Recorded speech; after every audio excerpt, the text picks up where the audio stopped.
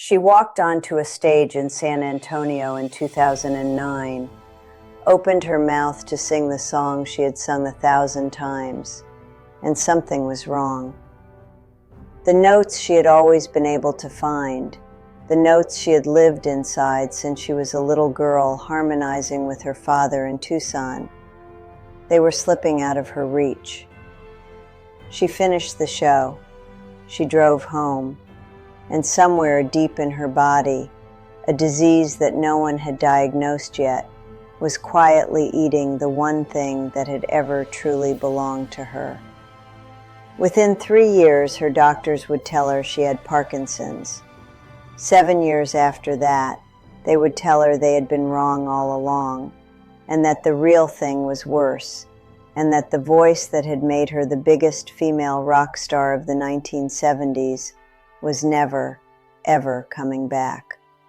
I'm Marlo, and if stories about the women who built rock and roll move you, hit that like button and subscribe before we go any further. It matters more than you think, and it keeps stories like this one alive on this channel. To understand what Linda Ronstadt lost, you have to understand what Linda Ronstadt had. And what she had was, quite simply, more than any woman in rock had ever had before her. She was born in Tucson, Arizona in July of 1946, the third of 4 children in a Mexican-German ranching family. Her father, Gilbert, ran a hardware and machinery company, and at night he sang Mexican canciones in a warm, trained baritone that made the neighborhood stop walking. By 14, she was already singing in local pizza parlors with her brother and sister. By 18, she had packed her things and moved to Los Angeles to chase the thing her father had planted in her chest. She co-founded a folk rock trio called the Stone Ponies, and in 1967, a song called Different Drum, a song written by a kid named Michael Nesmith before he became a monkey, climbed to number 13 on the Billboard Hot 100. She was 21 years old, and she was the lead singer. But nobody in the band, and nobody at the label, quite knew what to do with a girl who could sing anything. That was the curse that would follow her the entire rest of her career. Linda Ronstadt was too much voice for any one genre to hold. And the industry, in the early 1970s, had no category for a woman who refused to stay still. So for years she flailed. Solo records that didn't chart. Tour buses full of musicians she was paying out of her own pocket. One of those musicians, by the way, was a young unknown named Glenn Frey. Another was a guy named Don Henley. A third was Bernie Leadon. A fourth was Randy Meisner. They played behind her on a tour in the summer of 1971, watched how she worked, watched how she fought the men in suits, watched how she made a crowd fall silent before she sang a single note.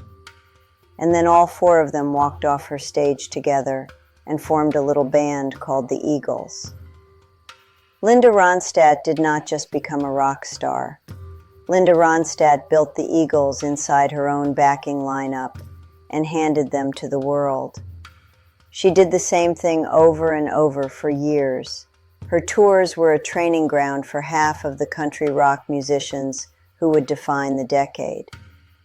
And still, when the Eagles exploded and sold 50 million records and became a cultural institution, almost nobody outside the industry knew that the whole thing had started on a Linda Ronstadt payroll. And then, finally, in 1974, everything broke open. An album called Heart Like a Wheel. It went to number 1. It went platinum. And then came Prisoner in Disguise. Platinum. Hasten Down the Wind. Platinum. Simple Dreams. Multi-platinum. It knocked Rumors by Fleetwood Mac out of the number 1 slot. Living in the USA. Platinum the day it was released. The first album in history to ship platinum by a solo female artist.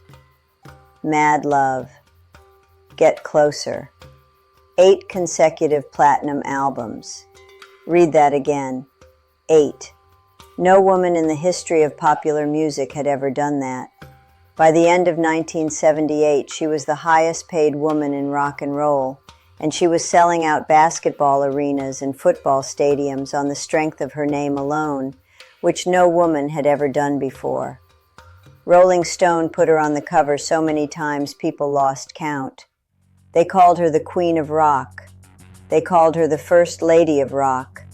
She hated both nicknames. She thought they were patronizing. She thought they reduced her to her gender first and her work second. And she said so, in interview after interview, in a voice that the men holding the microphones were not used to hearing from a woman who was selling them millions of records. She fought her label over song choices. She fought producers over arrangements.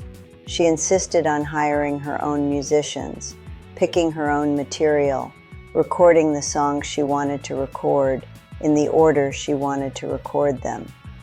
In an era when women in the music business were told to smile and stand in front of the microphone and let the men in the booth make the decisions, Linda Ronstadt made the decisions, and the decisions kept going platinum. Because here is the thing about Linda Ronstadt. She did not want to be a rock star. Not exactly. She wanted to sing.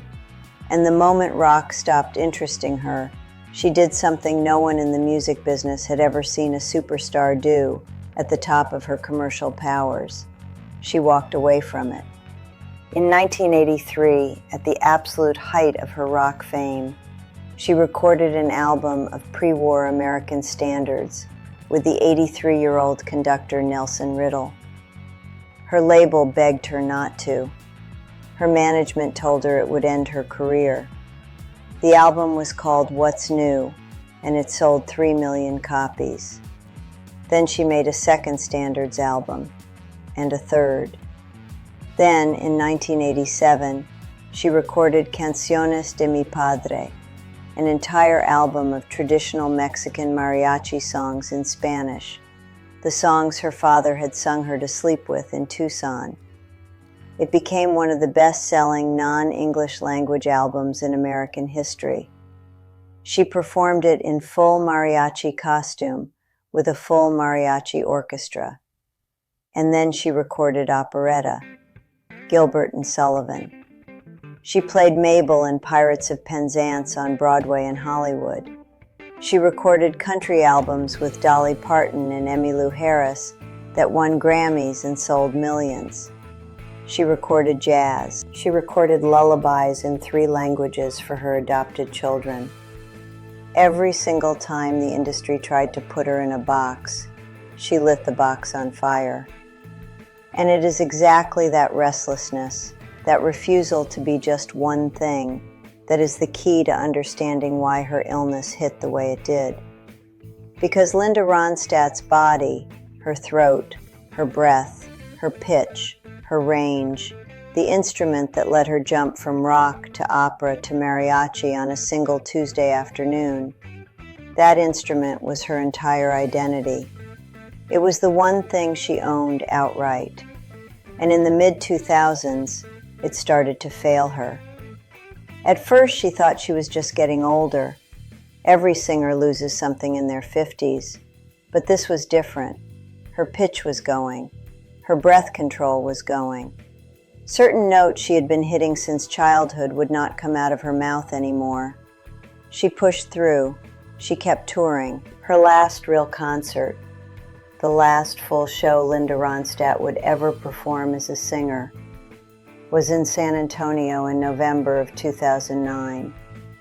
She was 63 years old. She thought she would come back. She did not come back. In 2012, her doctors finally put a name to it, Parkinson's disease. She announced it to the world in the summer of 2013, and she said plainly, "I can no longer sing a note." The headlines were everywhere.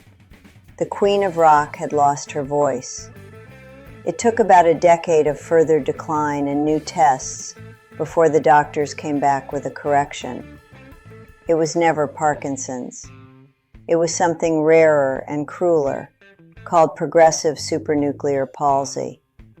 Same family of diseases, no cure, no treatment that slows it down. It attacks balance, eye movement, speech, swallowing. It steals the small muscles you never thought about, the ones that close your throat, shape your vowels, hold a note steady on a long exhale. For a singer, it is almost a custom-built nightmare. There is no version of Linda Ronstadt that survives this disease intact, and she knew it from the moment the doctor said the words out loud. She went home from that appointment, she has said, and she sat in her kitchen and she cried for one afternoon. And then she got up and she decided she was not going to spend the rest of her life crying about it. And here is where most stories like this one end, on the silence, on the loss, on the tragedy. But Linda Ronstadt refused that ending too. She sat down and she wrote a memoir. She let 2 filmmakers into her house and her archives and made a documentary called The Sound of My Voice, which came out in 2019 and won a Grammy. She could not travel to her own induction into the Rock and Roll Hall of Fame in 2014. She was too sick. And Glenn Frey, the kid who had been in her backing band 40 years earlier, stood up at the ceremony and gave the induction speech for her.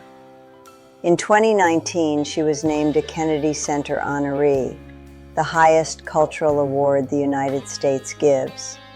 She sat in the presidential box next to Sally Field and Earth, Wind and Fire, and Trisha Yearwood and Bonnie Raitt and Aaron Neville stood on the stage below her and sang her own songs back to her while she watched. And she smiled and she cried and she did not say a word, because a word was all she had left. When people ask her now if she misses singing, she tells them she does not let herself miss it. She says that grief over something you cannot fix is a trap. She has told interviewers that the voice was a gift, and gifts are on loan, and the loan has come due, and she is grateful for the years she got to borrow it. She is eating the meals her sister makes her. She is reading books about history and politics, the kind of dense nonfiction she never had time for when she was on the road 300 days a year. She has spoken out, in the small voice she still has, against the politicians and the policies she finds cruel. She is still, at heart, the same outspoken woman who picked her own songs and fired her own producers in 1976. She is watching her grandchildren grow up in Tucson, where she started, where her father once sang her the canciones that became the most personal album of her life. The disease keeps taking. She keeps letting it take. She has said more than once that she is not afraid. But listen, when you put on Heart Like a Wheel tonight, or Long, Long Time, or Blue Bayou, or Desperado, the song she taught the Eagles how to sing, what you are hearing is not a ghost. It is a woman who built a door in a wall that had no door, and walked through it, and held it open for every woman who came after her. Chrissie Hynde walked through that door. Stevie Nicks walked through that door. Sheryl Crow and Bonnie Raitt and Trisha Yearwood and 1,000 others. The voice is gone. The door is still open. That is the legacy no disease can touch. If this story moved you, if you want more stories of the women who burned bright and paid the cost and changed the shape of rock and roll forever, click on the video on your screen right now. Turn on notifications so you do not miss the next one. I will see you there.